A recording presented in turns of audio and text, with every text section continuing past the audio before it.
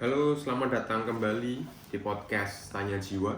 Kali ini kita sudah sampai di sesi ke-62.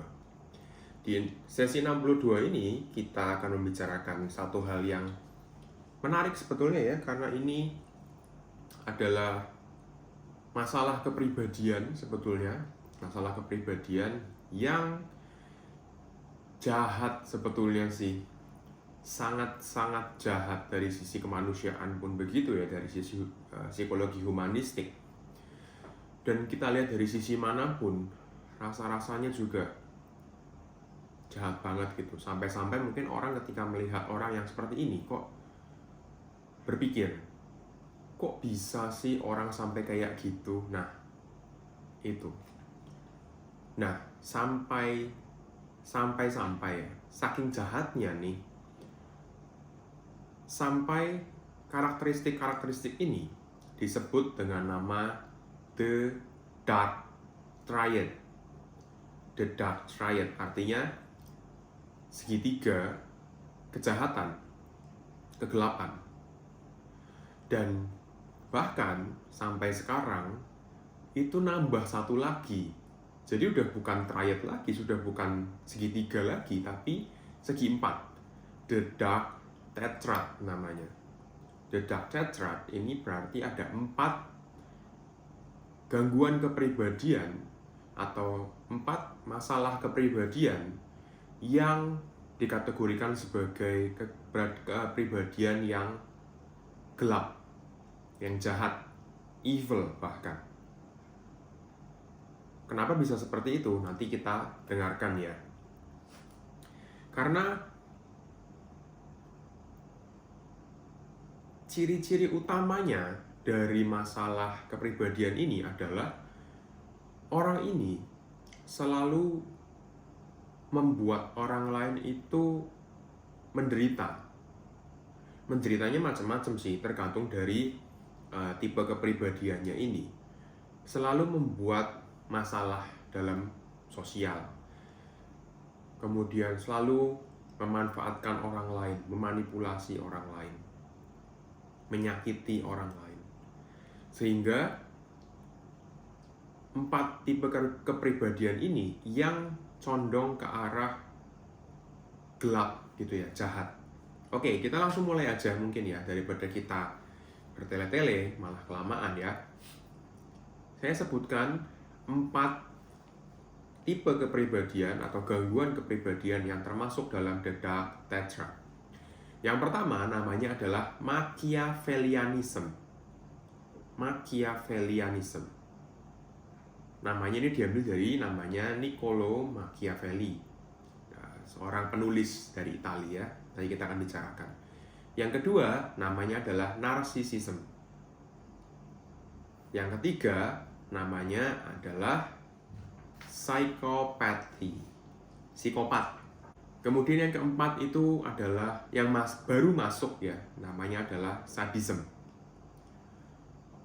Jadi ada 4, yang pertama adalah Machiavellianism, yang kedua adalah Narcissism, yang ketiga adalah psikopat, yang keempat adalah sadism. Kita mulai menjelaskan ya. Yang pertama adalah Machiavellianism.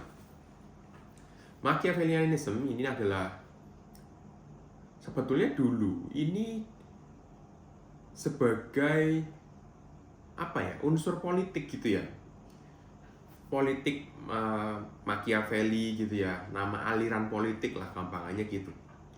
Tapi sekarang dari tahun 70 kalau nggak salah, psikolog itu mulai meramu gitu. Ada orang yang memiliki ciri-ciri tertentu kemudian dikategorikan sebagai orang yang punya kecenderungan seperti Machiavelli gitu, kayak orang yang punya aliran tersebut. Nah, kemudian dibuatlah alat ukur namanya MACH. Itu untuk mengukur Machiavellianism. Nah, sampai sekarang pun saya rasa masih ada, tapi saya nggak tahu keakuratannya sejak sejak MACH 4 itu saya nggak tahu sekarang keakuratannya seperti apa. Tapi kalau kalian penasaran boleh dicari ya. Tapi jangan asal untuk mengukur loh ya. Oke, saya jelaskan dulu sampai lengkap definisi dari Machiavellianism. Ya, awal mulanya ini dibuat oleh Niccolo Machiavelli. Awalnya bukan dibuat sih, sebenarnya berasal dari namanya dia. Dia itu menulis buku yang judulnya itu The Prince. Dia seorang filsuf sebenarnya. Dia menulis buku aja. Nah, jadi kita meramu atau membuat definisi dari Machiavellianism, salah satu dari The Dark Tetrad adalah orang ini itu sering manipulatif. Itu yang pertama. Yang kedua itu cynical. Yang ketiga adalah minatnya itu hanya dirinya sendiri. Jadi dia itu selalu menipu, selalu memanfaatkan orang, eksploitatif terhadap orang lain. Tujuannya untuk apa? Untuk memenuhi tujuan hidupnya sendiri. Dan rata-rata Machiavellianism tujuannya adalah power. Ingin punya kekuatan politik gitu ya, atau kekuatan untuk mengontrol orang lain jauh di bawah orang pada umumnya. Oke, jadi ada kecenderungan mungkin orang yang punya kemampuan atau keinginan leadership yang tinggi itu punya kecenderungan untuk Machiavellianism. Mungkin bisa diukur dari orang-orang yang leadershipnya tinggi, kemampuan, keinginan untuk mengontrol orang lain juga tinggi. Bedanya dengan leadership yang biasa adalah Machiavellianism ini cenderungnya memanfaatkan, bukan membina gitu ya, bukan mendorong sebagai leadership yang baik gitu. Tapi enggak, dia itu memanfaatkan dan bahkan mungkin menjadikan orang sebagai batu loncatan dia untuk mencapai power yang lebih tinggi. Dan dia seringkali itu kayak enggak ada rasa enggak ada rasa bersalah juga ketika dia menginjak orang lain, kemudian dia pindah ke posisi yang lebih tinggi, kemudian dia memanfaatkan orang lain lagi sampai ke posisi yang lebih tinggi lagi, injak orang lain lagi sampai ke posisi yang lebih tinggi lagi. Dia akan selalu melakukan itu tanpa rasa bersalah dan dengan cara manipulatif. Hampir selalu dengan cara seperti itu. Dan mungkin selalu ya, bukan hampir selalu lagi. Dia itu ahli sekali untuk memanipulasi sosialnya dia. Seakan-akan dia itu orang yang hebat sekali gitu. Orang yang layak untuk mendapatkan power yang tinggi. Kenapa? Karena aku ini orang yang sangat-sangat hebat dalam leadership, misalkan kayak gitu. Tapi nanti kalau aku nginjek kamu, berarti kamu harus berterima kasih karena kamu menjadi dasar dari aku mencapai power. Ya, orang Machiavellianism memang kayak gitu. Ya. Jadi dia itu akan selalu memanfaatkan sosialnya, norma sosial juga akhirnya dimanfaatkan. Kemudian dia punya pemahaman yang sangat luar biasa mengenai social manipulation. Dia bisa memanfaatkan lingkungannya dia supaya mendukung dia sampai ke posisi yang tinggi. Entah bagaimana caranya. Kurang lebih seperti itu untuk Machiavellianism. Ya. Kemudian The Dark Tetrad yang kedua adalah mengenai narcissism. Narcissism seperti yang kalian tahu adalah narsisme. Orang narsis kan biasanya hanya fokusnya itu ke diri sendiri terus. Oke? Selalu dia itu merasa punya sense of self, atau dia melihat dirinya itu sangat-sangat luar biasa. Entah luar biasa menarik, luar biasa mampu, luar biasa kaya, luar biasa semuanya gitu. Nah, masalahnya adalah dia itu nggak punya rasa empati terhadap orang lain. Jadi kalau dia kaya misalkan atau cantik, dia akan menghina orang lain dengan gampang gitu. Dia akan merendahkan orang lain dengan mudah dan tanpa rasa bersalah. Kenapa? Karena self-image dia adalah aku lebih tinggi kok dari kamu. Aku jauh lebih layak, lebih hebat daripada kamu gitu loh.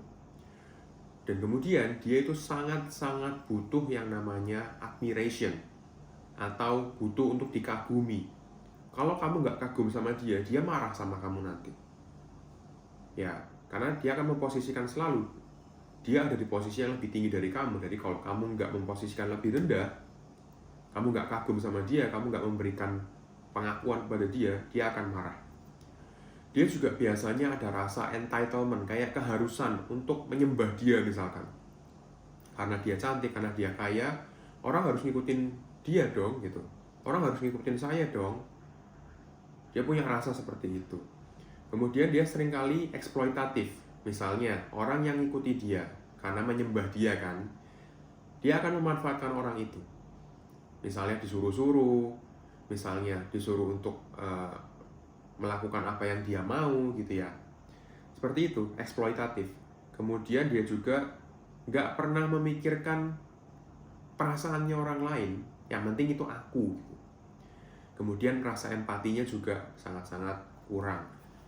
Orang narsisme ini sebetulnya nggak semuanya itu kriminal, nggak semua itu jahat gitu ya. Tapi orang narsisme ini sangat-sangat merugikan orang lain. Masih oke kalau misalkan dia itu punya harga diri yang tinggi gitu ya, masih oke, nggak apa-apa. Tapi kalau sudah narsisme, itu parah. Self image-nya atau harga dirinya itu sangat-sangat tinggi. Saking tingginya dia jadi merendahkan orang lain. Gitu. Ya. Mungkin ini di masyarakat kita itu cukup banyak. Cukup banyak mungkin ya. Kalau kamu lihat, entah kamu lagi di kampus, di sekolah, dimanapun gitu ya. Kalau kalian lihat orang yang mungkin apa ya, menarik gitu ya, menarik secara fisik, mungkin dia juga punya kekayaan, punya power gitu ya. Mungkin dia punya kecenderungan untuk narsisme juga, meskipun nggak semuanya kayak gitu, oke? Dan herannya, untuk kepribadian narsisme ini, itu tidak semuanya itu benar-benar sesuai dengan apa yang dia pikirkan, atau nggak sesuai dengan kenyataan. Misalnya, orang narsisme itu kalau di bayangan kalian kan orangnya harus cantik berarti. Orangnya harus cantik, harus tampan, harus kaya, harus punya pekerjaan yang bagus, pekerjaan yang tinggi banget gitu ya misalnya. Tapi nggak semuanya itu kayak gitu. Bahkan ada yang posisinya itu menengah bawah dalam status sosial, dalam penampilan fisik, dalam hal apapun, tapi dia narsis, itu ada. Apalagi zaman sekarang nih. Apalagi zaman sekarang, di mana kita bisa menempatkan filter dalam diri kita, dalam kehidupan sehari-hari kita, yang kita tunjukkan ke media sosial. Oke? Bahkan orang yang biasa-biasa saja bisa menunjukkan perilaku yang narsisme. Ya. Ketika orang itu melakukan selfie misalnya, post di media sosial, kelihatannya kan cantik, padahal dia biasa aja mungkin aslinya gitu. Tapi karena dia tahu dia bisa mengubah diri dia jadi seperti itu, harga diri dia juga ikut naik. Jadi dia mulai memunculkan tanda-tanda narsisme juga gitu. Ketika orang live Instagram, live TikTok, itu juga bisa pasang filter kan, kelihatannya cantik banget. Orang menyembah dia butuh pengakuan. Ada kecenderungan ke arah narsisme juga sebetulnya. Dan ini jahatnya adalah ketika kita sudah memanfaatkan orang lain demi kepentingan kita sebetulnya. Kalau orang narsis biasa saja, kalau saya sih nggak masalah. Tapi kalau sudah merugikan orang lain, merendahkan orang lain, dan memanfaatkan orang lain, mengeksploitasi orang lain, itu sudah jahat. Oke. Kemudian yang nomor 3 adalah psikopat. Psikopat ini sudah pernah saya bicarakan sebelumnya di podcast-podcast saya. Nah, orang dengan kecenderungan psikopat ini seperti apa sih? Yang pertama, dia nggak punya rasa empati, tidak punya rasa bersalah, tidak punya rasa kecewa.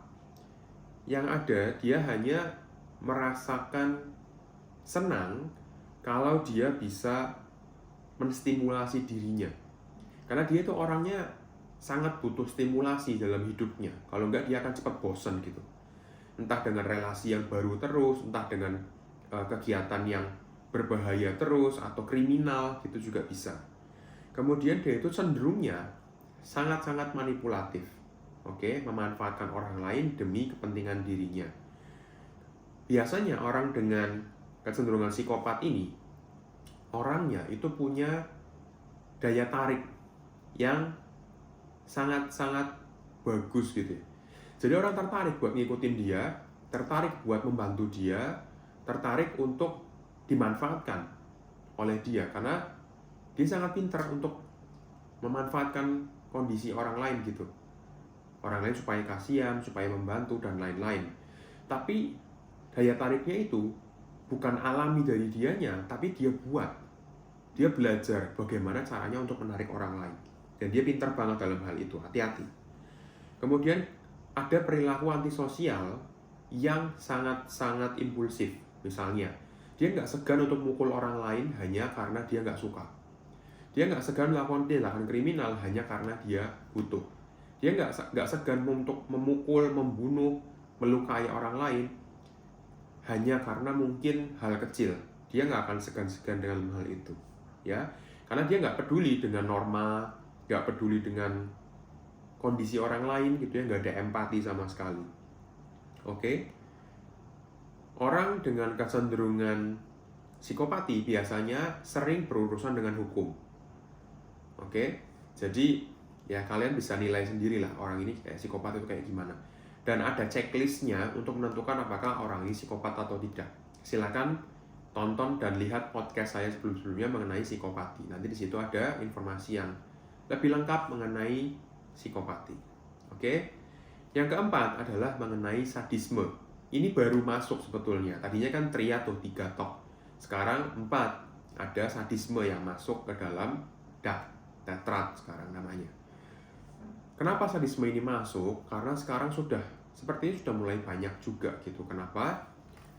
Nggak tahu juga kenapanya sebetulnya. Tapi orang dengan kecenderungan sadisme itu mendapatkan kesenangan, kebahagiaan, pleasure, gratification dari melukai orang lain, membuat orang lain menderita, dan membuat orang lain itu malu. Jadi nggak selalu dengan melukai loh ya, nggak selalu dengan menusuk, mungkin melukai dengan senjata gitu atau dengan fisik kita, enggak. Tapi dengan verbal juga bisa, dengan kita mempermalukan orang lain gitu. Kemudian itu sangat-sangat agresif dan violent. Selain agresif juga kasar banget gitu perilakunya, secara fisik dan secara emosional. Kata-katanya juga kasar yang dia sering keluarkan. Secara fisik juga dia juga agresif gitu ya. Kemudian dia itu senang sekali untuk mengontrol atau mendominasi orang lain. Cuma bedanya dengan psikopat adalah dia tidak selalu berurusan dengan kriminal. Ya, jadi dia hanya suka aja untuk ngepres orang lain, menekan, kayak menjajah orang lain gitu. Dengan perkataan, dengan perbuatan juga. Entah dia dengan merendahkan orang lain terus gitu ya, mungkin mempermalukan orang itu di depan umum. Itu dia bisa jadi punya kecenderungan sadisme. Oke. Jadi ada 4 itu kriteria dalam The Dark Tetrad. Jahat sekali 4-4-nya ini. Cuma sebetulnya tiap manusia itu punya kecenderungan pribadi tertentu, ya. Setiap orang itu nggak selalu eksklusif kayak, oh kamu cuma punya kecenderungan sadisme, oh kamu cuma punya kecenderungan narsisme. Enggak juga.